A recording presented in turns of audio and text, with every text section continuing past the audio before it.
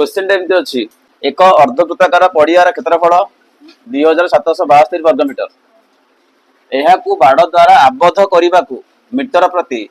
37 पैसा दर रे केते टंका खर्च हेबो प्रश्न ये अछि बुझल प्रश्न से कौन कहला यह कहला गोटे जमीटे अच्छी को भाया जमी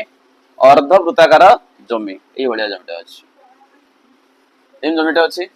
यार देला क्षेत्रफल केते 2772 वर्ग मीटर माने आर एरिया देला केते 2772 वर्ग मीटर है से कही ए जमी को आम कौन करवा ना आमर बाड़ी द्वारा आबद्ध करवा मीटर पिछा 37 पैसा दर रे केते खर्च हम बुझल प्रश्न। अच्छा पिले गोटे कथा बाड़ द्वारा आबद्ध करार अर्थ कौन परिसीमा तार अर्थ है आम कौन करवा यार परिसीमा बाहर करवा तो से कही से जो बाड़ बुलिया मोट केते टका खर्च हम पिले 4टा ऑप्शन अच्छी ए रे 80 टंका